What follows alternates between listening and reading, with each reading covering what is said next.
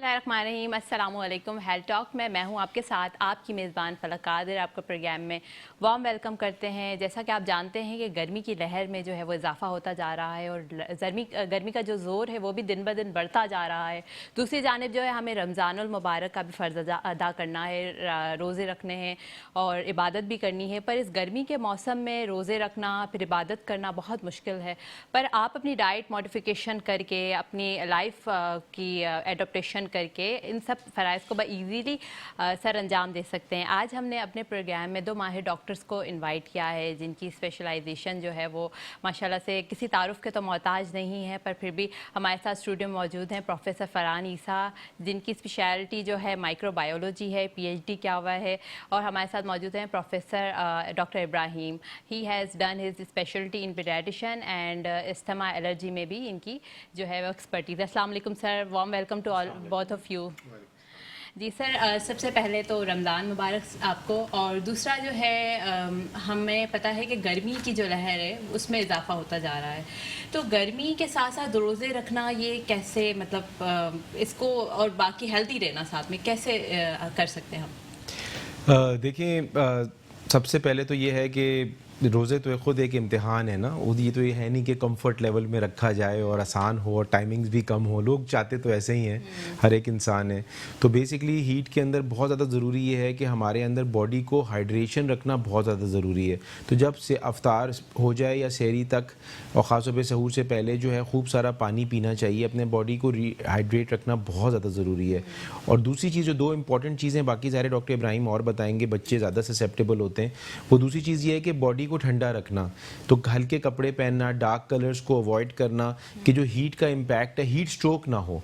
और ख़ास तौर पे आजकल कोरोना इतना फैला हुआ है, तो अगर हीट स्ट्रोक भी साइमल्टेनियसली उस ऐसे पेशेंट को हो जाए या ऐसा पेशेंट जिसके अंदर कोई अलामात नहीं है, क्योंकि कोरोना ऐसी बीमारी है जिसमें 30 से 35 लोगों को तो कोई अलामात ही नहीं होंगी, तो अगर उनको हीट का ज़्यादा असर पड़ जाएगा तो उनके अंदर अलामात आ सकती हैं। तो बेसिकली धूप में रहने को बचाना अपने आप को, और लाइट कलर के कपड़े पहना, पानी का ख़ासतौर पे इस्तेमाल करना। और अगर कोई जस्ट इन केस अगर ऐसा कोई सड़क पे मिलता है जो बेहोश हो गया है गर्मी की वजह से, उसको फ़ौरन उसकी बॉडी को ठंडा करना है पानी डाल के और दूसरे कपड़े लाइटन अप करके और फ़ौरन उसको हॉस्पिटल पहुंचाना है। ओके सर, फिर डाइट का किस तरह ख्याल रखना चाहिए?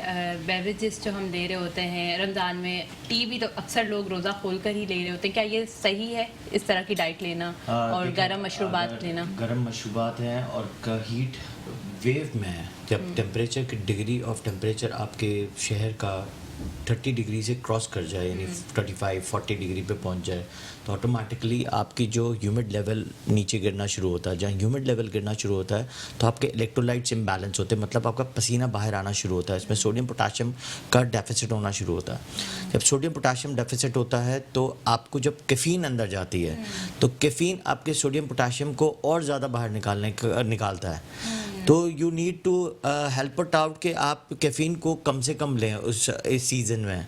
और सबसे ज़्यादा इम्पॉर्टेंट ये है कि आपको ज़्यादा यूज़ करना है लेमन वाटर।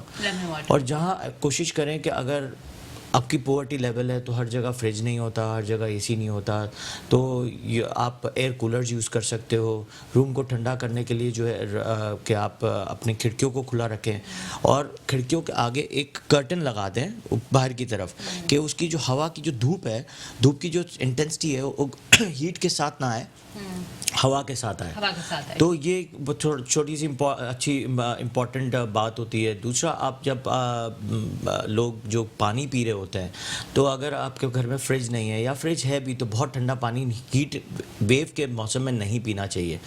और दूसरा, फ्लू के सीज़न भी आ रहा है और फ्लू चल भी रहा है, तो आप ठंडा पानी तो वैसे अवॉइड करें, तो आप मटके का पानी यूज़ करें।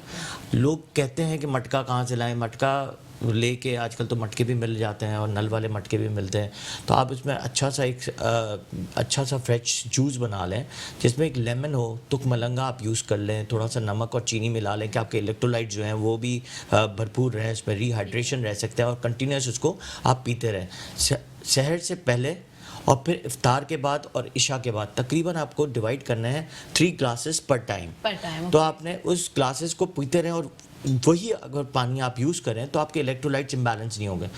दूसरा, जैसे सर ने बताया कि एक हीट वेव में 2 पार्ट्स हैं, हीट स्ट्रोक है और एक हीट एग्जॉस्शन है। हीट स्ट्रोक धूप में है, जो भाई ने बताया कि हीट स्ट्रोक, जैसे बाहर निकले, कोई सूरज धूप में गया और इससे बेहोश हो गया और इसके इलेक्ट्रोलाइट्स इम्बैलेंस हुए और इसको आपने रिहाइड्रेट कर दिया या ठंडा पानी कर दिया और आपने हॉस्पिटल पहुंचा दिया। हीट एग्जॉशन जब होती है जब आप घर में बैठे हैं और पंखा भी चल रहा है और आपकी ह्यूमिड लेवल कम होने की वजह से आपके इर्द गिर्द का जो एटमॉस्फेयर है वो हीटेड रहता है, उसकी वजह से आपके पसीने बाहर आना शुरू होते हैं घर में। वो लोग कहते हैं कि ये सडनली ये हीट की वजह से तो नहीं हो सकता, लेकिन ये हीट एग्जॉशन होती है जिसमें फ़र्ज़ करो घर में 6-7 लोग हैं और पसीने आए जा रहे हैं और सडनली जो है आपके सोडियम पोटाशियम इलेक्ट्रोलाइट्स हुआ, आप डिज़ी हो गए, डिज़ी होकर आप गिर गए और सडनली आप कोलैप्स हो गए। तो इसमें भी आपको रिहाइड्रेट रहना बहुत ज़रूरी है। अगर ऐसी सिचुएशन है तो उसी वक्त आपको रोज़ा तोड़ना भी है और उसमें रोज़ा माफ़ होता है। दूसरा, खाने का बहुत ध्यान रखना होता है। खाने में सबसे इंपॉर्टेंट चीज़ है कि आप बहुत फ्राइड आइटम ना लें इस हीट वेव में। हमेशा लाइट डाइट लें, कम खाएं, स्लो खाएं और कीप मूविंग योर सेल्फ। ये बहुत इंपॉर्टेंट है।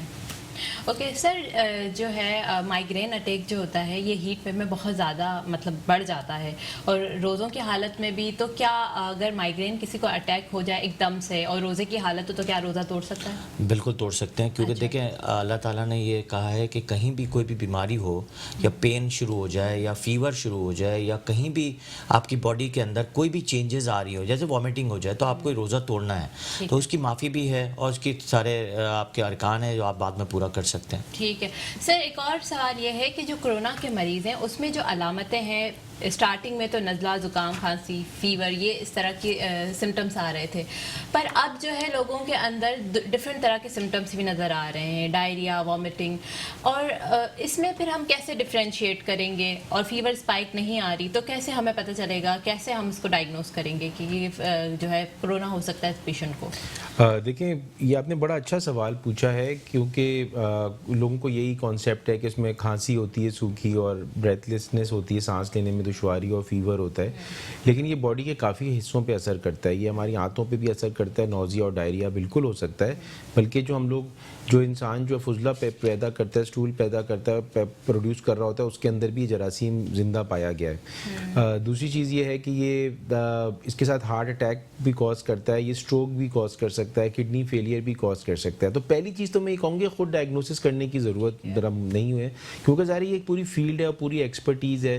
जैसे डॉक्टर इब्राहिम बैठे हुए जो हैं, बच्चे की अगर उम्र है तो उनके पास डॉक्टर इब्राहिम से कंसल्ट करना चाहिए, जो एक्सपर्ट्स हैं इस फील्ड के अंदर। तो बेसिकली डॉक्टर के पास जाना चाहिए और डॉक्टर ही फिर आपको डायग्नोस करेगा और एडवाइस करेगा। और पैनिक भी नहीं होना चाहिए, क्योंकि हर खांसी अगर आ रही है या बल्कि मैं तो कहता हूँ कि नज़ला, ज़ुकाम, खांसी और बुखार भी है तो वो भी 60-70% चांसेस हैं कि ज़रूरी नहीं कि कोरोना होगा। वो हीमोफिलस इन्फ्लुएंजा की वजह से भी होता है, वो राइनो वायरस की वजह से भी होता है, बहुत सारी वजूहात हैं।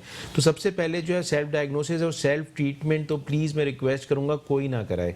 नंबर 1, जाके मुस्तनद डॉक्टर को दिखाएं। अब हमारे यहाँ चैलेंज ज़रूर ये आता है कि 70% से ज़्यादा अताई डॉक्टर्स हैं। हमारा मुल्क ऐसा है जिसके अंदर ऐसे डॉक्टर्स मतलब अताई बैठे हुए जो हेपेटाइटिस बी, सी, HIV, डायबिटीज़, हर चीज़ का एक ही बंदे के पास इलाज है। अगर ऐसा होता तो गिनीज बुक में उसका नाम आ चुका होता।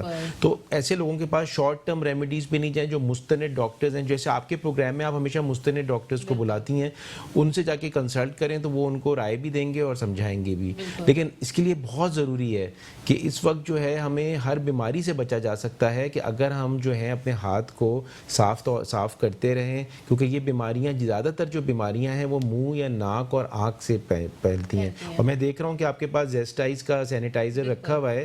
This is also one of the very good sanitizers available है, क्योंकि चाहे आप साबुन पानी से हाथ धोएं चाहे सैनिटाइजर से हाथ धोएं, बात बराबर ही है। लेकिन क्या कि पानी की और साबुन की हमेशा अवेलेबिलिटी नहीं होती, तो सैनिटाइजर और गुड क्वालिटी सैनिटाइजर्स होने ज़रूरी हैं। इसके अंदर जो है वो लास्ट टाइम भी हमने बताया था, इसके अंदर 73% अल्कोहल है और रिकमेंडेड है कि आपका अल्कोहल जो है अबव 65 होना ज़रूरी है।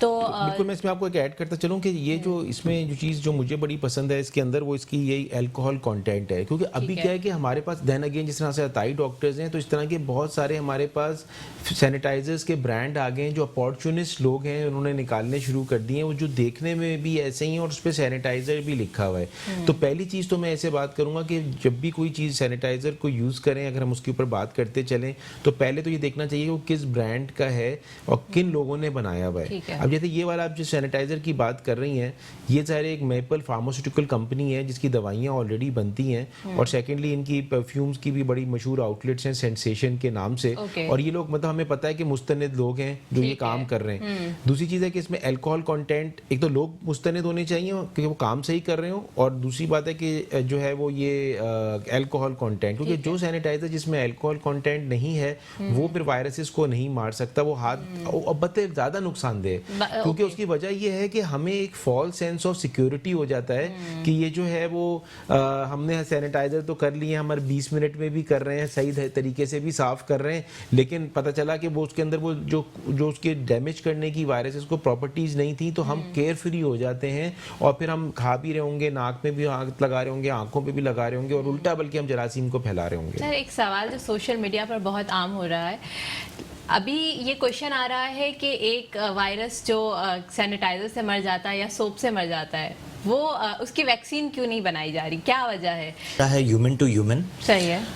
अपनी थूक से आप जब बात कर रहे होते हैं उससे, और वो इस एरिया में 3 आवर्स तक रहता है।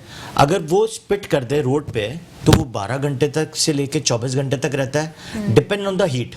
अगर हीट ज़्यादा है तो उसकी वायरस किल हो जाएगा, लेकिन अगर आप पाँव रख देंगे उसके ऊपर और वो लेके चले जाएंगे घर में तो वो एक्टिवेट हो जाता है। जैसे सर ने कहा कि ये मरी हुई चीज़ होती है, लेकिन जहाँ आपने जानदार चीज़ कहीं टच की, जैसे वो डेड वायरस आपकी बॉडी के अंदर हीट के साथ, आपकी हीट के साथ टच होगा तो ये अलाइव हो जाएगा। ओके। जब वो अलाइव हो जाता है तो ऑटोमेटिकली ओरलाइज होकर वो आपकी बॉडी के अंदर रेस्पिरेटरी ट्रैक्ट से एलिमेंट्री कैनाल में हो जाता है। जैसे आपने सवाल किया कि जीएच सिस्टम में कैसे होता है, तो जीएच सिस्टम में इसकी अफादियत 33 डेज तक है। ओके। तो 33 डेज तक आपके स्टूल में रहती है। अब आप आ जाएं दूसरे सवाल पे। दूसरा जो आपको मैंने आंसर कहा कि दूसरा आंसर है आपका पानी, जो सेवरेज का पानी होता है उसमें तो कोरोना उसी वक्त डेड हो जाता है। अब आ जाए इंसानी फुजला में। जिस तरह मैंने आपको कहा कि सर ने जैसे बताया कि आपने जैसा सवाल किया कि डायरिया मोशंस हो रहे हैं या डायरिया हो रहा है उससे, तो 33 डेज तक आपके जो पहले तो जाएगा रेस्पिरेटरी ट्रैक्ट से एलिमेंट्री कैनाल में, एलिमेंट्री कैनाल से आपकी 33 डेज तक वहाँ से ज़िंदा रहता है। तो आप जब फीसिस कर रहे होते हैं, इंसानी फुजला जो निकल रहा होता है वो जब पानी के अंदर जाता है, गटर के थ्रू जा रहा होता है, तो सबसे ज़्यादा जो इन्फेक्टेड लोग हो सकते हैं ना, वो हमारे जो सैनिटरी वर्कर्स हैं, जो हमारे सबसे मुझे लगता है कि दुनिया के सबसे इम्पॉर्टेंट लोग हैं, जो हमारे इर्द गिर्द की सफाई का ध्यान रखते हैं, उनको सबसे ज़्यादा लगने के चांसेस है, क्योंकि वो गटर साफ़ कर रहे होते हैं, जो सैनिटरी की जगह हैं, उनको ये एरोजोल के थ्रू वो जा सकता है। तो ये आप कान अगर इधर से ना पकड़े उधर से पकड़ के सोचें तो ये हो सकता है इनडायरेक्टली जो है वो इस तरह इन्फेक्शन जा सकता है। बिल्कुल। तो सर, अगर किसी को जो आप बता रहे हैं 38 डेज तक एक्टिवेट है और हमारे पास तो अभी कोई ट्रीटमेंट भी नहीं है, तो क्या सिम्टोमेटिक तरीके से कैसे ट्रीट करेंगे? क्योंकि आपको पता है, डॉक्टर साहब ने बताया कि हमारे यहाँ पर मोस्टली तो अताई डॉक्टर हैं। अब कोई पेशेंट अगर गया अभी तो उन्होंने बस एंटीबायोटिक दे दी, ये सोच के कोई गैस्ट्रिक इन्फेक्शन हो गया है, तो फिर कैसे इसको ट्रीट करना चाहिए? देखिए, आपको पहले तो बात बताऊं कि सर ने जैसे बताया कि इसकी सिम्टम्स हैं। हर इंसान 70% या 80% लोगों को आपको पता नहीं चलेगा वो इन्फेक्टेड है, उसको माइल्ड के सिम्टम्स रहते हैं। जैसे हर साल एक फ्लू आता है और जब फ्लू आता है किसी को नज़ला होता है, किसी को नहीं होता, और किसी को हल्का सा बॉडी एक होके वो ख़त्म हो जाता है विद इन डेज। ठीक है। ये भी अपने डेज को पूरा करता है और ख़त्म हो जाता है। जिसकी अगर लैक ऑफ इम्यूनिटी है या उसके साइटोकाइंस जो हैं, जिस तरह हमारे मेडिकल टर्म में हम साइटोकाइंस यूज़ करते हैं, जिसमें IL-6 स्पेशली जो है वो आपकी इम्यूनिटी को बूस्टअप रखता है। अगर फर्ज करें जैसे अगर वर्ल्ड की आवाम को देखें तो 60% लोगों को विटामिन डी की कमी है। अगर विटामिन डी या कोई भी हर जो विटामिन है इम्पॉर्टेंट है, लेकिन अगर फर्ज करें कि कुछ ऐसे विटामिन जिसमें आपकी कुव्वत मुदाफ़त बढ़ती है, स्पेशली जैसे विटामिन डी है, जैसे इसकी एक रिसर्च पेपर भी है कि अगर विटामिन डी आपकी बॉडी के अंदर कम है तो ऑटोमेटिकली आपके अस्थमा, एलर्जीज और नमूनियाज आपको रिपीटेडली होते हैं। और आपके वायरसेस और दोनों आपको अटैक करते हैं, आया वो जीआई सिस्टम में हो, चाहे वो रेस्पिरेटरी हो, या आपकी बॉडी के कोई भी एंडोक्राइन सिस्टम में भी वो अटैक कर सकता है। तो विटामिन डी एक साइटोकाइन स्टॉर्म को डैमेज करने से बचा सकता है।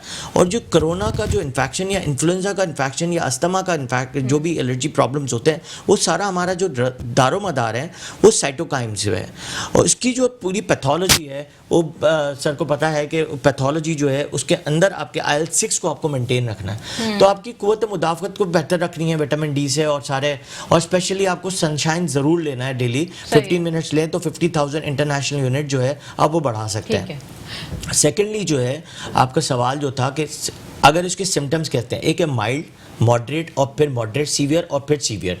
माइल्ड है वो एसिम्प्टोमेटिक है, कुछ लोग जाके अपना टेस्ट खुद करा लेते हैं या कहीं चले गए, उन्होंने कहा यार, जैसे अभी फरहान भाई जैसे बहुत सारे इंस्टीट्यूट में खुद से फ्री ऑफ कॉस्ट ये लोग टेस्ट कर रहे हैं। जैसे आप CPLC में गए, पुलिस में गए, उन्होंने टेस्ट किया, फर्ज करें 50% लोगों का पॉजिटिव आ गया। ज़रूरी नहीं है उसको सिम्टम्स पॉजिटिव हो तो वो ही उसको मॉडरेट भी हो सकते हैं, वो माइल्ड होकर खुद ब खुद ख़त्म हो जाएंगे। लेकिन अगर वो पॉजिटिव आ गया है, अगर इत्तेफाक से इन्होंने 100 टेस्ट किए और फर्ज करें कि 50 लोगों का पॉजिटिव आ गया, तो 50 लोगों को अपने आप को आइसोलेट करना बहुत ज़रूरी है फॉर 14 डेज। और 50% अगर नेगेटिव हैं तो उनको अपने प्रोटेक्शन करना मास्क से दूर रहने से और हैंड सैनिटाइज या फिर हैंड वॉश से करना ज़रूरी है। ठीक है, ये करेंगे तो इंशाल्लाह जो है ये जो ट्रांसफ़र ऑफ इन्फेक्शन है वो ख़त्म हो जाएगा। ठीक है सर, धूप आपने बताया कि लेना ज़रूरी है एटलीस्ट 15 मिनट्स, तो कौन सा टाइम सबसे बेटर है? क्योंकि हमारे यहाँ लोग जो है वो 1 PM से और 3 PM के आजकल तो बहुत रेजिस्टेंस है इस टाइम में निकलना, बल्कि 12 बजे से बड़ी कड़ी धूप होती है, तो किस टाइम पर जो है धूप लेना ज़्यादा अच्छा है? विटामिन डी की कन्वर्जन होती है 11 to 1 PM। और सेकेंडली उसमें सबसे इंपॉर्टेंट ये चीज़ होती है कि आपके जो नैनोमीटर्स हैं 290 to 360 नैनोमीटर्स हों, तब आपकी विटामिन डी की कन्वर्जन होती है विटामिन D1 से विटामिन D2 और विटामिन D3 में, जो आपकी सारे जो हार्मोन चेंज होते हैं और वो जाके स्किन और एलिमिनिटी के नाम पे जाके काम करते हैं। सेकेंडली अगर फर्ज करें कुछ लोग ऐसे शहर में रहते हैं या ऐसे मुल्क में रहते हैं जहाँ पे धूप का है नहीं या वहाँ पे छाँव ज़्यादा है, तो वहाँ पे आप UV रेज, एक स्पेशल लाइट आती हैं, वो आप लेके विटामिन डी को अपनी बॉडी के अंदर कन्वर्ट कर सकते हैं। अगर आपकी विटामिन डी कम है और आपने टेस्ट कराया है तो आप उसको कम कर सकते हैं। सेकेंडली विटामिन डी बढ़ाने के लिए सबसे इंपॉर्टेंट ये है कि आप एग ज़्यादा खाएं और मशरूम ज़्यादा लें और कॉड लिवर ऑयल लें। ओके, और मिल्क कौन सा लेना चाहिए? फ्रेश मिल्क या फिर fresh milk?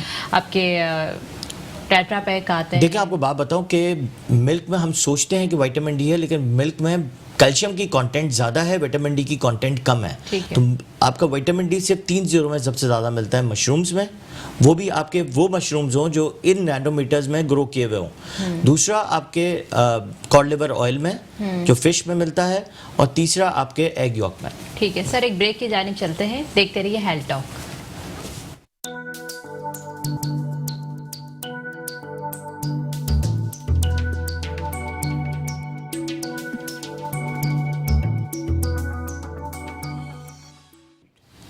Welcome back after the break. हम बात कर रहे थे कोरोना वायरस और गर्मी की, और सर हमें बड़ा डिटेल में बता रहे थे कि विटामिन डी जो है वो आपकी इम्यूनिटी को बूस्ट करने के लिए बहुत ज़्यादा इंपॉर्टेंट है, और this is a new research, और बहुत सारी जगहों पर इस बारे में बताया भी गया है कि जो विटामिन डी होता है वो आपकी इम्यूनिटी को बहुत ज़्यादा बढ़ाता है। सर एक और आपसे सवाल करना चाहूँगी जो बहुत ज़रूरी है कि अक्सर कहते हैं कि जो कोरोना वायरस के जो विक्टिम था उसकी डेथ हो गई, तो क्या उससे भी वायरस ट्रांसफ़र होने का ख़तरा है? क्योंकि ये तो आपका एयरबोर्न इन्फेक्शन होता है, तो क्या मरने के बाद भी उससे इन्फेक्शन ट्रांसफ़र हो सकता है? हाँ बिल्कुल हो सकता है, क्योंकि वजह ये है कि एयरबॉर्न सिर्फ नहीं है ना। ठीक है, जैसे हमने कहा कि अगर सरफेस पे रहेगा जरासीम, अगर जैसे डॉक्टर इब्राहिम ने कहा कि कोई खांसेगा और अगर वो AC चल रहा है और वो सरफेसेस पे है तो काफ़ी दिन तक सर्वाइव करके कर सकता है। उसी तरह से जब पेशेंट जिसकी डेथ हुई है वो खांस भी रहा होता है, छींक भी रहा होता है, उसकी पूरी बॉडी जो है ना वो वायरसेस से इन्फेक्टेड होती है, और जाहिर है कि उसको जो हैंडल करेंगे तभी उसका प्रोसीजर आया हुआ है कि उनको स्पेशल तरीके से हैंडल किया जाएगा कि लोगों को इन्फेक्शन ना लगे। अच्छा, दूसरी बात ये भी होती है कि जब जो ऐसे कोरोना के पेशेंट्स होते हैं वो सिर्फ कोरोना से सिर्फ नहीं करते, कभी कभार उनके अंदर सुपर इम्पोज बैक्टीरियल इन्फेक्शन भी हो जाती है। अच्छा, और एक और जो चैलेंज है ना हमारे हॉस्पिटलों के अंदर, नहीं बल्कि दुनिया में है लेकिन हमारे हॉस्पिटल्स में ज़्यादा है, कि इन्फेक्शन कंट्रोल्स के हर जगह पे प्रोटोकॉल्स नहीं है, जैसे डॉक्टर इब्राहिम के ताहिर हॉस्पिटल के अंदर है। तो ये बहुत कम जगहों पे ऐसे इन्फेक्शन कंट्रोल के प्रोसीजर्स होते हैं। तो होता क्या है कि हमारे हॉस्पिटलों के अंदर जरासीम बसे हुए होते हैं जो कि नोजोकोमियल इन्फेक्शंस कहलाती हैं। वो बहुत ही ड्रग रेजिस्टेंस होती है, वो पेशेंट के अंदर पहले मौजूद नहीं होते, जब वो हॉस्पिटल आते हैं तो उनको हॉस्पिटल के अंदर आके वो जरासीम लग जाते हैं। तो ये जो मरीज़ जो लॉन्ग टर्म वहाँ पे रहते हैं, क्योंकि ये जो इसकी जो इन्फेक्शन है, जो हॉस्पिटलाइज हो जाते हैं ना कोरोना के पेशेंट्स, ये वेंट की ज़रूरत उनको पड़ती है, तो उनके अंदर ये 4 से 6 हफ्ते तक कहानी चलती है। तो महीने से ज़्यादा वो लोग एक हॉस्पिटल इन्वायरमेंट में रहते हैं और उनके अंदर वहाँ के जो दूसरे जरासीम है वो भी लग जाते हैं, तो वो भी बॉडी के अंदर आ सकते हैं। तो वो भी वो ऑलरेडी ड्रग रेजिस्टेंस होती है उनके अंदर, मल्टी ड्रग रेजिस्टेंस होती है उनके अंदर। ये बड़ी सूडोमोनास हो गया, ई कोलाई के ऐसे एसिटिनोबैक्टर, बहुत सारे ऐसे जरासीम हैं जिन पे कोई दवाइयाँ ही असर नहीं कर रही, और वो भी उन लोगों को जो हैंडल कर रहे होंगे उनको लग सकती हैं। अब इसके साथ ही मैं बताता चलूँ, अनफॉर्चुनेटली ये है कि आपको पता है कि आइंदा 5 से 10 साल में लोग कह रहे हैं कि जो साइंटिस्ट हैं वो कह रहे हैं कि सिर्फ एंटीबायोटिक रेजिस्टेंस से सालाना 10 मिलियन लोगों से ज़्यादा लोग मरेंगे दुनिया में। और उसकी वजह ये आ रही है कि लोग एंटीबायोटिक्स को इतना मिसयूज़ कर रहे हैं। ये अच्छा हुआ आपके टॉपिक निकल आया, मैं कोई प्रोग्राम ऐसा नहीं हुआ, एंटीबायोटिक्स को लोग सर का दर्द खाने के लिए, ख़त्म करने के लिए भी लेते हैं। किसी का गला ख़राब होता है तो उसका कल्चर एंड सेंसिटिविटी टेस्ट कराना होता है, या यूरिन में इन्फेक्शन हुई है उसका टेस्ट करा के उससे पता चलता है कौन सी सही एंटीबायोटिक है, कौन सी लेनी है। लोग कहते हैं ये खाला ने ये दवा ली थी मैं भी ले लूँ, माँ वालदा ने कहा बेटा मैंने ये दवा ली थी मेरा गला ख़राब होता तुम भी ले लो। एक तो गलत में ट्रीटमेंट। दूसरी बात है कि हमारे पास ज़्यादातर जो जैसे हताई डॉक्टर्स हैं वो ब्रॉड स्पेक्ट्रम एंटीबायोटिक्स यूज़ करते हैं, यानी कि बॉम्ब यूज़ करते हैं बुलेट की जगह। और उससे क्या होता है, बहुत सारे हमारे जो यूज़फुल जरासीम है बॉडी के अंदर, जो वाइटामिन बनाते हैं आंतों के अंदर है, वो भी मर जाते हैं और रेजिस्टेंस अलग फैलती है। तीसरी चीज़ ये आती है कि डोजेज प्रॉपर नहीं ली जाती। 2 दिन ली एंटीबायोटिक, पहले तो फ्लू में वायरल कंडीशंस में एंटीबायोटिक ली नहीं जाती जब तक कि उसमें बैक्टीरियल ना हो और डॉक्टर ना एडवाइस करे, और उसमें वो एंटीबायोटिक ले लेते हैं 2 दिन के लिए 3 दिन के लिए, पूरा डोज नहीं लेते तो जरासीम कुव्वत मुदाफ़ियत बना लेते हैं। और चौथी चीज़ ये कि ऑफ द काउंटर सेल्स जो है वो एंटीबायोटिक्स की हो रही है, जिसका दिल चाहे, बल्कि पान की दुकान पर भी एंटीबायोटिक मिल जाती है। तो ये तो बहुत ही, इसके ऊपर काम गवर्नमेंट को करना चाहिए, और आई एम वेरी ग्रेटफुल कि आपके प्रोग्राम के तवज्जुह से ये टॉपिक निकला है, और इसको बिल्कुल देखना चाहिए। हम लोग अपनी डॉक्टरी लेबॉर्ट्री एंड डायग्नोस्टिक सेंटर्स में देखते हैं कि अब जो इन्फेक्शंस आ रही हैं वो मल्टी ड्रग रेजिस्टेंस होती चली जा रही है। और जैसे टाइफॉइड का इतना बड़ा वबा फैली, हैदराबाद से स्टार्ट हुई और वैक्सीन उसके लिए लगाना पड़ गया, अरबों रुपए जाया हो गए गवर्नमेंट के, हो गए सिर्फ बचाने के लिए, और वो ख़त्म नहीं हुई है, वो घूम रही है हमारे पास अभी भी केसेस आ रहे हैं उसके। तो इसलिए मैं खुदारा रिक्वेस्ट करूँगा कि एंटीबायोटिक ऐसे खुद से ना लें, हमेशा डॉक्टर से पूछ के लें, वो आपको स्पेसिफिक एंटीबायोटिक बताएगा, और उसके बाद जो टेस्ट कराया जाता है उसके बाद एग्जैक्टली पता चल जाता है कौन सी एंटीबायोटिक कसम कर रही है। बहुत सारी ऐसी एंटीबायोटिक हैं जो कि उस जरासीम पे असर नहीं कर रही होती। महंगी एंटीबायोटिक होने का मतलब ये नहीं है कि वो बहुत अच्छी एंटीबायोटिक है। ये जरासीम हर चाबी और लॉक की तरह होता है, हर जरासीम की अलग एंटीबायोटिक है। और ये अच्छा, वायरस मैं आपको बताऊं जरासीम कितने किस्म के हैं। एक तो वायरस हो गया जिसमें ये कोरोना वायरस हो गया, डेंगू का वायरस हो गया, चिकनगुनिया का हो गया, हेपेटाइटिस का हो गया, फ्लू का हो गया।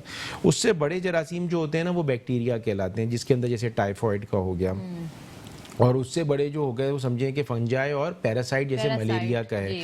इन सब का जो दवाइयाँ हैं वो मुख्तलिफ हैं, वो डॉक्टर ही बता सकता है। अलामात सबकी बुखार खांसी इसी तरह से होंगी, लेकिन कौन सा जरासीम है, एक तो लैब टेस्ट सबसे पहले तो डॉक्टर को दिखाना चाहिए, फिर जो डॉक्टर जो एडवाइस करे मेडिकल टेस्ट के बगैर तो कुछ पता ही नहीं चल सकता कि कौन सा जरासीम है, क्या चीज़ है और क्या दवाइयाँ असर कर रही हैं। और उसके बाद फिर डॉक्टर को दिखा के कि वो प्रॉपर ट्रीटमेंट करे तो बहुत अच्छा इलाज भी हो सकता है। एक और चीज़ जो टेस्ट से पता चलती है वो ये पता चलती है कि जो पहले इन्फेक्शन हुई थी, क्या अब जो गला ख़राब हुआ है क्या वही इन्फेक्शन है या दूसरी इन्फेक्शन है। अगर वही इन्फेक्शन है तो फिर डॉक्टर्स देखते हैं कि आखिर क्या वजह है कि एक ही जरासीम से बार बार इसको यूरिन में इन्फेक्शन हो रही है, कहीं और इन्फेक्शन हो रही है। अगर डिफरेंट मकसद है तो उसके ऊपर तरीक़ाकार डिफरेंट है। तो बचाव के ऊपर काम होना भी बड़ा ज़रूरी है। बचाव के ऊपर जी बिल्कुल सर। और हमारे यहाँ पर एक कॉन्सेप्ट बना हुआ है कि 2 दिन एंटीबायोटिक ली, अगर ठीक हो गए बस छोड़ दी। मतलब ऑब्वियस सी बात है, जब खुद से लेना शुरू करते हैं और वो ठीक हो रहे हैं तो वो उसके बाद फिर बहुत बुरे तरीके से जो है वो रेजिस्टेंस पैदा हो जाती है। बिल्कुल। एक और बात है डॉक्टर फलक, आपके एक और बात है कि एंटीबायोटिक ऐसी नहीं कि मुंह में डालेंगे और एकदम से जो है बंदा हसास बशाश हो जाएगा। वो स्टेरॉइड जो लोग डॉक्टर्स मिसयूज़ करते हैं बहुत सारे, उनसे थोड़ा सा फ़र्क पड़ता है जो कि बाद में बहुत नुकसानदेह होता है। तो एंटीबायोटिक को असर करने में 24 से 36 से 48 घंटे लगते हैं, फिर वो चेंजेस आना शुरू होती हैं। तो पेशेंस भी बहुत ज़रूरी है, समझना बीमारी को भी, और एजुकेशन। हमें यहाँ बहुत ज़्यादा जो है, हमारे यहाँ अनफॉर्चुनेटली लिटरेसी रेट भी कम है, तो ये मिसकंसेप्शंस, और हम लोग जो है ना मुस्तनद डॉक्टरों की बात कम सुनते हैं, और व्हाट्सएप पे जो हमारे दोस्त जो कि इंजीनियर है, कोई प्लम्बर है, कोई कारपेंटर है, जो फैला रहा होता है उस पर ज़्यादा अमल करते हैं। बिल्कुल बिल्कुल सर। स्टेरॉइड्स का सर ने बताया, स्टेरॉइड्स किस तरीके से डैमेज कर रहा होता है किडनीज को और अदर बॉडी ऑर्गन को? देखिए क्योंकि पहले तो रेस्पिरेटरी इन्फेक्शन जब हो रहा होता है तो हम भी बहुत इमरजेंसी के तौर पर देते हैं अक्सर मरीजों को, एंटी इन्फ्लेमेटरी के तौर पर, बट इसके साइड इफ़ेक्ट्स क्या हैं? काफ़ी हम लोग बॉडी बिल्डिंग में भी लोग यूज़ कर रहे हैं, सर में बालों को खूबसूरत करने के लिए भी ले रहे हैं, स्किन पर भी ले रहे हैं, बट दे डोंट नो कि स्टेरॉइड्स कितना ख़तरनाक हो सकता है। अच्छा, मैं आपको पहले तो एक सवाल का जो सर ने बताया कि आपकी जो एंटीबायोटिक्स का, एंटीबायोटिक्स रेजिस्टेंट क्यों होती है? सबसे जो इम्पॉर्टेंट बात यह है कि लोग या तो प्रॉपर मिसयूज़ करते हैं। सर ने जिस तरह बताया कि जितने हमारे जनरल फिजिशियंस हैं उनको ईसा लैब बहुत ज़्यादा प्रमोट करती है पढ़ाने पे, पढ़ के हम इनको पढ़ाते हैं, ये उनको प्रमोट करते हैं पढ़वाने के लिए, लेकिन हमारे मुल्क में जो लिटरेसी लेवल जो है वो इतना ज़्यादा है कि वो चीज़ को फॉलो नहीं करते हैं। अगर इन्होंने मुझे गाइडेंस के लिए बुलाया, मैंने उनको गाइड करने के लिए टीच करवाया, लेकिन वो आगे जाके अपनी ही लेवल पे रहते हैं। मैंने कितने पेशेंट्स ऐसे देखे हैं जो 21 डेज तक फीवर के साथ हैं और एक टेस्ट नहीं हुआ होता, नॉट ए सिंगल टेस्ट। इस बात को तो ये डॉक्टर फरहान कोट कर सकते हैं कि आप 21 डेज के बाद एक कंसल्टेंट के पास जा रहे हो, या पेशेंट की भी गलती हो सकती है, या फिर जो हमारे जो अताई डॉक्टर्स हैं या जनरल फिजिशियंस हैं जो आगे पढ़ते नहीं हैं। देखिए एजुकेशन लेवल जो ईसा लैब का सबसे ख़ास बात यह है कि कंटिन्यूस मेडिकल एजुकेशन इनकी एक प्रमोशन का बहुत बड़ा फैक्टर है। जैसे इनका एक स्पोर्ट्स का फैक्टर है, ऐसे एक प्रमोशन का फैक्टर है कि आप पढ़ाओ। तो जो पढ़ाने वाले लोग हैं वो पढ़ाते तो हैं, लेकिन वो पढ़ के अमल नहीं करते हैं। बिल्कुल। तो मैंने कितने ऐसे पेशेंट्स देखे हैं जिसमें इतने दिनों तक फीवर चल रहा होता है और एक बिट ऑफ टेस्ट नहीं होता, और अपनी मर्जी से ट्रीटमेंट चल रही होती है। जैसे कि आपने कहा एंटीबायोटिक्स इंट्रामस्कुलर लगा दिया या स्टेरॉइड्स दे दिए। अब स्टेरॉइड्स भी देखिए, steroids are the life saving, ठीक है। अब इसको देख के चलाना है कि इसको मिसयूज़ नहीं करना, इसको इम्पॉर्टेंटली यूज़ करना है जहाँ यूज़ करना है। जैसे आपके अगर इन्फ्लेमेटरी कंडीशंस हैं, जैसे अस्थमा है या सीवियर ब्रोंकाइटिस के साथ निमोनियाइटिस हुआ है, उसमें आपको यूज़ करना है, या आप नेफ्रोटिक सिंड्रोम है उसमें आप यूज़ करना है, जिसमें बेसिकली आइटिस का वर्ड इस्तेमाल हो, उसमें आपको स्टेरॉइड यूज़ करना है। अगर फर्ज अगर आप इसको मिसयूज़ करते हैं तो आपको वो सेल, आपके जितने भी इम्यूनिटी सेल्स हैं, जो भी आपके आयल फैक्टर्स हैं, साइटोकाइंस लेवल्स हैं, या ऐसे लेवल जिनके जो कुव्वत मुदाफ़त के लिए लड़ रहे होते हैं, उनको दबा देते हैं। दबाने के बाद होता क्या है कि आगे जाके जिस तरह हमारे बॉडी के अंदर जो डिजीज़ेस फैल रही हैं, ऐसी डिजीज़ेस जो कैंसरस जैसे हैं, वो इन वजह से ज़्यादा फैल रही होती हैं, जिन वजह से ज़्यादा इन लोगों ने जिन्होंने स्टेरॉइड्स यूज़ किया होता है। तो वो एक चीज़ जो है जो अताई डॉक्टर सबसे ज़्यादा कर रहे होते हैं, वो मिसयूज़ ऑफ ड्रग्स ज़्यादा करते हैं। एक कंसल्टेंट के पास जाते हैं, वो देख के यूज़ करता है कि यार कहाँ मुझे ये चीज़ यूज़ करनी है और कहाँ यूज़ नहीं करती हैं। कई दफ़ा लोग क्या करते हैं कि आपके पेपर्स, कंसल्टेंट के पेपर्स जमा करके रखते हैं, आप उस सेम ट्रीटमेंट, जैसे सर ने बताया कि सेम ट्रीटमेंट दूसरों को दे रहे होते हैं, अपने ऊपर भी सेम ट्रीटमेंट यूज़ कर रहे होते हैं, आया किसी भी फैक्टर पे।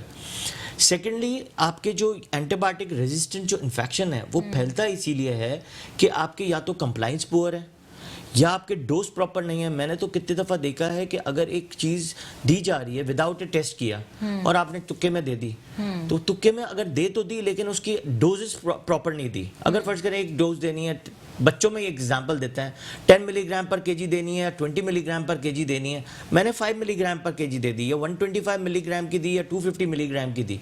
तो देनी मुझे 250 मिलीग्राम है, लेकिन अगर टाइफॉइड वाला तख्शीश के साथ मुझे लगा कि यार टाइफॉइड है, अव्वल तो मुझे टेस्ट के बगैर हो ही नहीं सकता कि मैं इसको डायग्नोस कर सकूं कि इसको आया कौन सा इन्फेक्शन है। आपको उस तरह कंप्लाइंस अगर कम है और आपकी डिजीज का फैक्टर ज़्यादा है और अगर आपने वो उस इन्फेक्शन को आपने कम डोज पे ट्रीट किया तो आपके रेजिस्टेंट इन्फेक्शन ज़्यादा बढ़ेंगे निस्बतन के आपके सेंसिटिविटी और ड्रग ज़्यादा होगी। तो इसलिए आपको प्रॉपर टेस्ट करवा के फिर आप उस इन्फेक्शन को ट्रीट करें, ये ज़्यादा बेटर होता है। और स्टेरॉइड्स को आपको जब इस्तेमाल करना है जब आपको पता हो कि कौन सी ड्रग कहाँ इस्तेमाल करनी है, कब इस्तेमाल करनी है। पर सर स्किन के लिए भी आजकल जो है लोग बहुत ज़्यादा यूज़ कर रहे हैं क्योंकि बहुत जल्दी इसका इफेक्ट आ रहा होता है और लोग, आपको पता है हमारे यहाँ पर सब्र नाम की कोई चीज़ ही नहीं है। कोई भी अगर मेडिसिन लेने जाते हैं तो चाहते हैं बस फ़ौरन ठीक हो जाए। अब वो डॉक्टर्स जो स्टेरॉइड से भरपूर इनको दवाएं दे रहे हैं, स्किन के लिए कितना ख़तरनाक साबित हो सकता है? देखिए हर स्किन इन्फेक्शन हो या कोई भी स्टेरॉइड हो वो आप 5 to 7 डेज से ज़्यादा नहीं ले सकते। एक एग्जांपल लेता हूँ कि कुछ बच्चों को हम या बड़े पेशेंट्स हो या एक छोटे बच्चे की पहले आपको बताता हूँ कि नैपी रैश में आप एक स्टेरॉइड्स यूज़ करते हैं, ठीक है, कोई फंगल ट्रीटमेंट के साथ। लेकिन अगर फर्ज करें वो प्रोलॉन्ग अगर ट्रीटमेंट यूज़ करते हैं तो वो आपको कुशिंग सिंड्रोम करा सकता है। ओके। तो आपकी एक आप चीज़ को ठीक कर रहे हैं स्किन की और वो आपको फैक्टर करा रही है कुछ ज़्यादा जो आपके किडनी पे जाके असर कर रही है। इसी तरह आपके जो स्किन के फैक्टर्स भी हैं, अगर आप स्किन के पेरेंटल यूज़ पे भी कर रहे हैं और आपने स्टेरॉइड यूज़ किया है वो उस एरिया को तो एक वक्त तक ठीक कर देगा, लेकिन फिर आपको प्रिकॉशनरी इफेक्ट देखना है कि वो इफेक्ट स्टेरॉइड से आपने ठीक कर लिया लेकिन अब आपको देखना है कि वो ट्रिगर किससे हो रहा है, उससे आपको बचना है। अगर आपने स्टेरॉइड 7 डेज से ज़्यादा यूज़ करना शुरू हुआ तो एक तो आपको पैच पड़ना शुरू होगा, यहाँ पे मेलानिन की रिलीज कम हो जाएगी और उस पर कैंसरस सेल सबसे ज़्यादा आते हैं। तो स्किन के प्रॉब्लम्स कम करने के लिए आप जब स्टेरॉइड ज़्यादा यूज़ करते हैं इन फ्यूचर जाके कैंसरस सेल सबसे ज़्यादा आते हैं। ओके। तो स्किन कैंसर्स आपके दुनिया में सबसे ज़्यादा इसलिए आपके ज़्यादा आपके रिसर्च में आ रहे हैं। ठीक है सर। WHO जो है वो गाइडलाइन चेंज करती जा रही है। कभी कहते हैं कि हेल्दी लोगों को मास्क पहनने की ज़रूरत नहीं है, कभी जो है everyone need to wear the mask. Different तरह की गाइडलाइंस है। कुछ डॉक्टर्स के अकॉर्डिंग कि WHO इसलिए गाइडलाइंस चेंज कर रहा है कि अवेलेबिलिटी ऑफ इक्विपमेंट्स, इसकी वजह से भी गाइडलाइंस चेंज हो सकती हैं, या तो फिर जो है वो न्यू रिसर्च से क्या वजह है कि गाइडलाइंस चेंज होती जा रही हैं। और मुझे सिर्फ इतना बताइएगा कि ये जो मास्क का इस्तेमाल है, क्योंकि social distancing is more important then mask. लोग मास्क पहन के ये समझ रहे हैं कि बस अब तो हम मतलब बिल्कुल सेव हो गए, एक साथ बिल्कुल चिपक कर भी खड़े हो गए। आपको पता है मास्क के पहनने का भी एक तरीका है। आपने मास्क वेयर करके अपने मास्क पर हाथ नहीं लगाना होता। लोग बहुत मिसयूज करें सब चीज़ों का, इसके ऊपर थोड़ी रोशनी डालिएगा।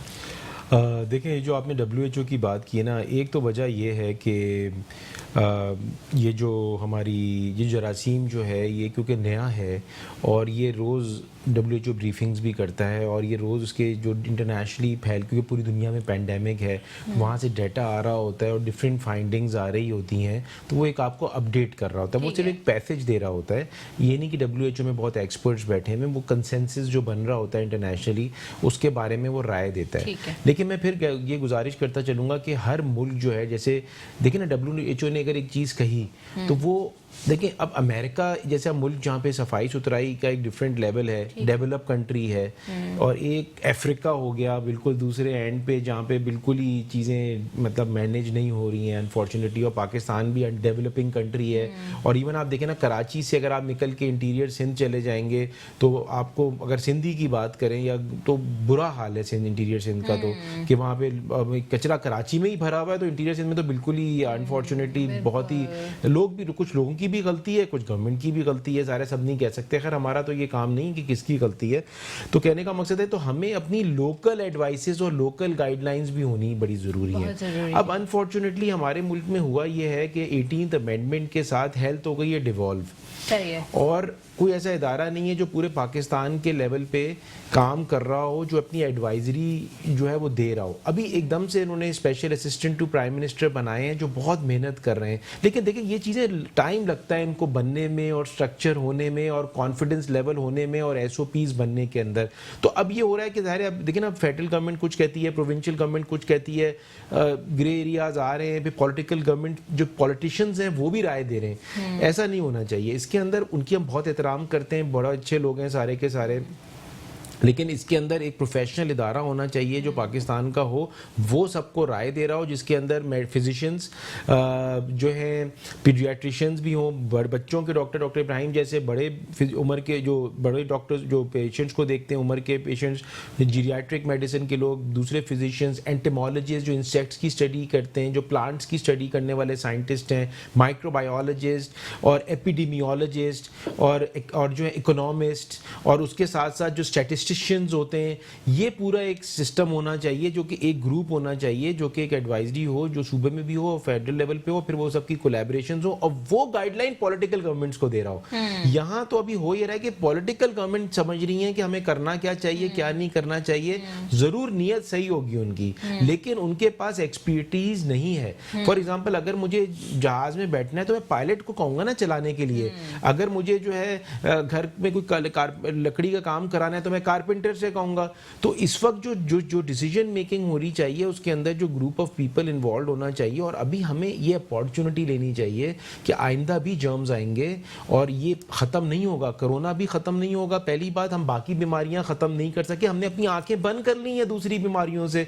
सारे पेशेंट घरों पे मर रहे हैं, हॉस्पिटल सारे खाली पड़े हुए हैं। जो हॉस्पिटल में बेड्स नहीं होते थे कोरोना से जाने से पहले, वो हॉस्पिटल्स खाली पड़े हुए हैं, और वहाँ पे नॉर्मल जो बीमारियां, ब्लड प्रेशर, दमा, 10 बीमारियों के लोग जाते थे, वो जा नहीं रहे, डर के मारे, खौफ के मारे। दूसरी बात है, जो हॉस्पिटल जो कोरोना पेशेंट डील कर रहे हैं उनके पास हार्डली आईसीयू के बेड्स हैं 10-20, वो सारे के सारे फुल हैं। तो अजीब सी ग्रे सिचुएशन आती है। अब फैसला कुछ लोग कहते हैं हॉस्पिटल खाली पड़े, हाँ खाली तो पड़े। अच्छा, हाइट अगर आप आईसीयू की बात करें, वो सारे फुल पड़े हुए, तो क्या पेशेंट एडमिट हो रहे हैं कि नहीं हो रहे? तो ये सारी चीज़ें जो हैं वो जब आप प्रोफेशनल्स को इन्वॉल्व करेंगे, वो हकायक बताएंगे, और वो हकायक के बेसिस पे जो है वो फैसले होने चाहिए, वो ग्राउंड रियलिटीज़ पे होने चाहिए। फिर शहर टू शहर हमारे पास वेरिएशंस हैं। फिर इंसेक्ट स्टडी वाले एंटेमोलॉजिस्ट, आज आप देखें पूरे पाकिस्तान में लोकस्ट का अटैक हुआ है, सारी फसलें तबाह हो रही हैं। और जो मैं आपको बात बताता चलूँ, ये जर्म्स कुछ फैलेंगे अल्लाह की मर्जी से, तो खैर हर चीज़ ही होती है, लेकिन और कुछ इंसान भी फैलाएगा। और जर्म वॉरफेयर और बायो टेररिज्म का खदशा है। हम 10 सालों से कह रहे हैं माइक्रोबायोलॉजिस्ट, इन्फेक्शियस डिजीज़ के लोग, कि खुदारा पॉलिटिकल गवर्नमेंट्स को कि आप इसके लिए काम करें। और आखिर में आपके प्रोग्राम के तवज्जो से सिर्फ आर्मी एक वाहिद सतून है हमारा जो पूरे पाकिस्तान में जो है ना सब चीज़ों को संभाल के रखता है। इस वक्त भी कराची में जो एक्सपो सेंटर चल रहा है, आइसोलेशन सेंटर चल रहा है, जहाँ पे माशाल्लाह 500 मरीज आए थे, अभी 250 उधर से रिलीज़ भी हो चुके हैं, ठीक भी हो गए। और वो आइसोलेशन सेंटर जो है उसके पीछे आर्मी की बैकिंग है, और हम सल्यूट करते हैं आर्मी को कि वो इस वक्त भी सिविलियंस के साथ खड़ी होकर उन्होंने एक्सपो सेंटर को विदिन 10 डेज बनाया है। और अभी रेंजर्स वाले भी इन्वॉल्व हो रहे हैं, पीएफ वाले भी हो रहे हैं, तो आर्मी नहीं, सारी आर्म फोर्सेस।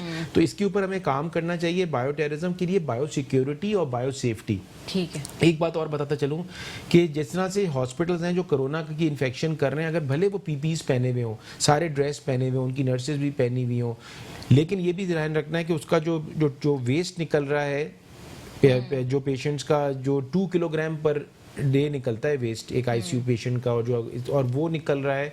उसके बाद जो उनकी बेड शीट्स हैं, उनके कपड़े जो धुल रहे हैं, वो लोग जो हैंडल कर रहे हैं, क्या वो इसको हैंडल सही से कर रहे हैं? क्या वो भी प्रोटेक्टेड है कि नहीं?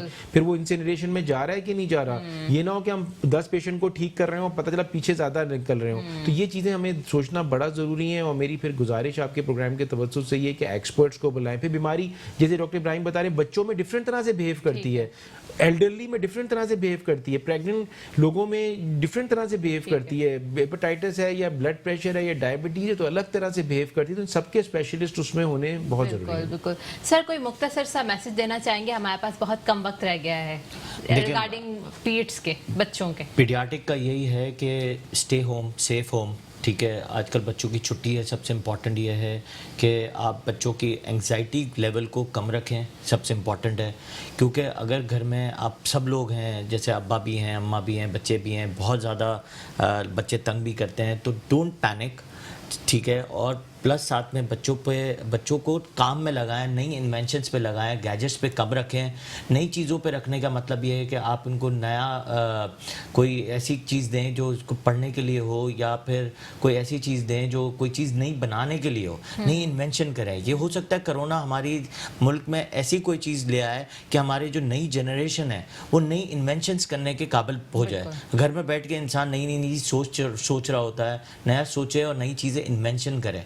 और प्लस साथ में अपने आप के 3 चीज़ों का ध्यान बहुत रखना है, stay hydrated, keep moving, sanitize your hand wash और दूर रहे, और प्लीज़ ये जो जेस्टाइज जो है उसको आप यूज़ करें। और इसमें सबसे इम्पॉर्टेंट एक चीज़ आपको बता दूं कि सर ने भी जैसे बताया कि जो आप सैनिटाइज़र यूज़ करते हैं उसमें सबसे इम्पॉर्टेंट ये होता है कि जब आप यूज़ करते हैं और आप जैसे ही हाथ को इसके साथ आप वॉश कर रहे होते हैं तो फ़ौरन आपको ऐसा लगता है कि जैसे वो उड़ गया है और इसमें बेस नहीं बनता। और जो छोटे टिकी पैक्स वाले होते हैं उसमें आपके डिफरेंस ये होता है, एक तो उसमें स्मेली होता है, ये स्मेली नहीं है, और दूसरा उसमें जो है आपको लगता है कि जैसे एक लेयर बन गई है, और जैसे आप इसको धोते हैं तो आपको लगता है कि आपकी कुछ ना कुछ ऐसा गिरा है, मैल जैसे गिर गया है। और इसमें आपको ऐसा फील होगा कि जैसे ये आपका साफ होके उड़ गया, आपको फील नहीं होगा कि इसमें कोई स्टिकी है।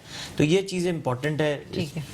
ठीक है, बहुत शुक्रिया सर, आप प्रोग्राम में तशरीफ़ लाए। आपका बहुत शुक्रिया, आप प्रोग्राम में तशरीफ़ लाए, बहुत इंपॉर्टेंट बातें हमें बताई। अपनी मेज़बान फलक कादिर को इजाज़त दीजिएगा। बहुत शुक्रिया, अल्लाह हाफ़िज़।